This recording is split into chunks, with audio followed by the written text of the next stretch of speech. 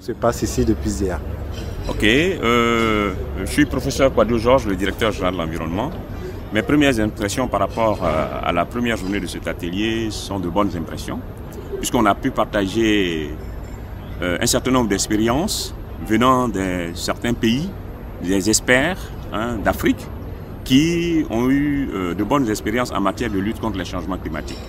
Par exemple, on nous a présenté le rôle important des zones humides dans la lutte contre les changements climatiques à travers les sites Ramsar.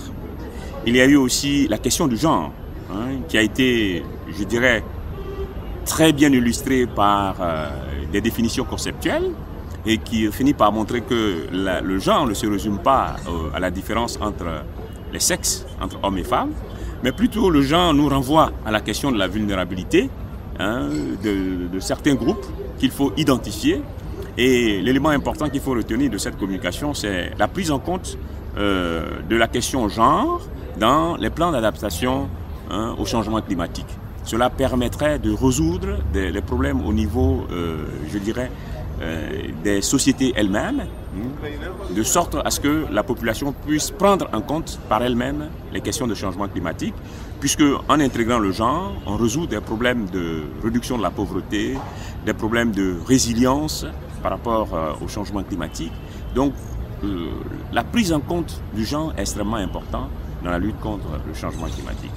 Et puis, on est revenu aussi sur des questions liées à la question du financement. Un élément extrêmement important, le financement. Les mécanismes de financement qui sont mis en place sont parfois difficiles pour les pays africains pour y avoir accès. Donc les propositions qui sont faites, c'est de dire que dans un premier temps, il faut que dans nos plans nationaux de développement, on puisse en amont prendre dans tous les secteurs d'activité dans lesquels intervient le changement climatique, intégrer la question du financement de ces plans nationaux de développement qui intègrent la question de la lutte contre les changements climatiques. Le deuxième élément, c'est qu'il y a des compétences à renforcer pour pouvoir écrire les projets selon les modèles proposés par les organismes de financement. Donc ce renforcement de capacité est essentiel. D'où un dialogue permanent entre les chercheurs et les administrateurs, de sorte à ce que les chercheurs puissent apporter leur expertise, je dirais à la rédaction de ces projets, afin que nous puissions mobiliser les ressources de financement qui sont mises à la disposition des pays pour lutter contre le changement climatique. Et puis enfin, je dirais que nous allons continuer les réflexions aujourd'hui avec des présentations qui accompagnent la mise en œuvre de la Convention cadre des Nations Unies sur le changement climatique.